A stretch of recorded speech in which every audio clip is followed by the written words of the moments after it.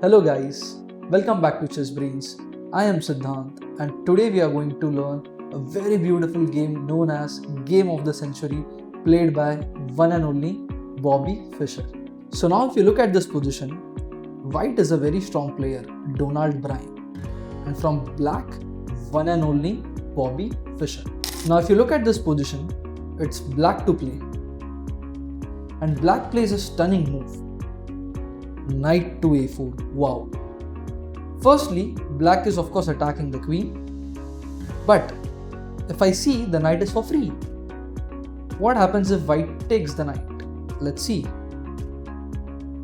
If white takes the knight, black plays an in-between move. Knight takes on e4. Wow. Of course, it's a double attack attacking the queen and the bishop. But wait, even white has a double attack. White can capture the pawn with the bishop and attack rook and queen simultaneously. But what black can do, black can simply take the queen. Of course, white needs to take the queen back. Now, black can play an intermediate move, rook check. And of course, white will block it. And after that, I can take the knight for free. And now, the bishop is also attacked and also the pawn on b2 is under attack. So that's the reason white plays queen to a3 and now black continues with knight takes knight, pawn takes knight, and now again interesting move. It looks like the knight cannot capture the pawn because bishop takes pawn comes with a double attack, but black goes for it. Knight into pawn, allowing bishop takes pawn, double attack. And now a beautiful move, queen to b6. But what happens if bishop takes the rook? White will be an exchange up. But black has some plans. Bishop into bishop comes with a direct attack to the queen.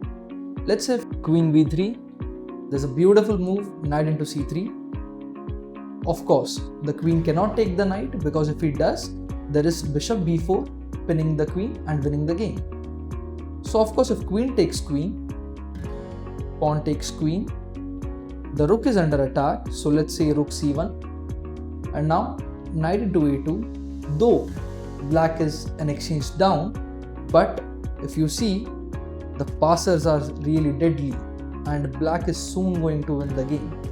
So instead of taking the rook, white decides to develop a piece, bishop to c4, and now black plays knight takes the pawn on c3, looks like the knight is for free, but if queen takes the knight, a pin, rook to e8 and the bishop is gone.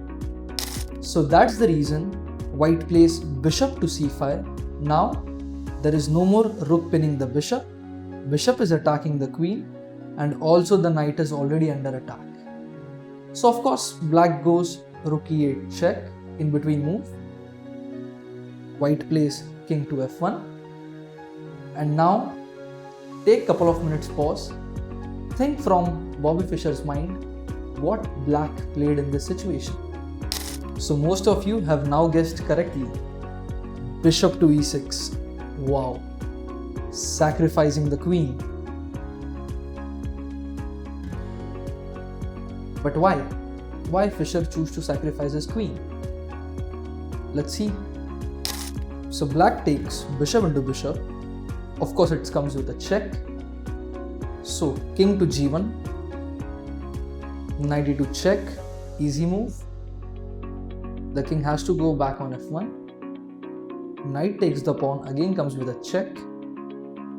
King again goes back to g1.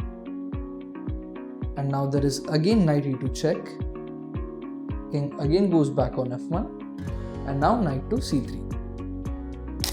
So king goes back on g1 and now pawn takes the bishop, comes with an attack to the queen, and if you see, the rook is already attacked. So of course queen to b4. Before capturing the rook, black plays rook to a4 attacking the queen. Queen takes the pawn on b6 and now knight takes the rook. Now if you see, black has a very good compensation for his sacrificed queen. So pawn h3. White tries to have some room for his king. Rook takes the pawn on a2. King to h2. And there is knight into f2, and slowly black is really improving. So of course rook to e1. And now rook takes rook. First white gives a check. And it looks like it's a checkmate, but no, the bishop can block. And now white takes the rook on e1. So bishop d5, beautiful move, centralizing the piece.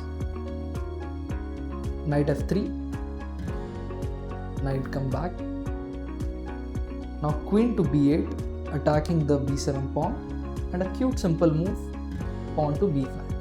And now if you see, it's so easy for black pawn to become a new queen. So white plays pawn to h4, black immediately replies with h5. And now if you see, though white has a queen, but can't do anything. And here in this case with black minor pieces, it's so easy to play from black side. So white tries knight d5. Idea, of course, the bishop is pinned. So maybe he can try something like knight to d7 and try to win the bishop. But again a simple move, king to g7. So white goes king to g1. And now let's hunt the white king. Bishop check. King f1. Knight g3 check. King e1. Bishop b4 check. King d1. Bishop b3 check. King c1. Knight to e2 check. King b1. Knight c3 check. King c1. And now pause the video and find checkmate in one move. So I hope everyone have guessed correctly. It's rook to c2 checkmate. So what do we learn from this game? Just having a queen won't make you win a game. If you see, black's pieces were so active, especially the minor pieces. Opponent's king was at the center and our king was castled.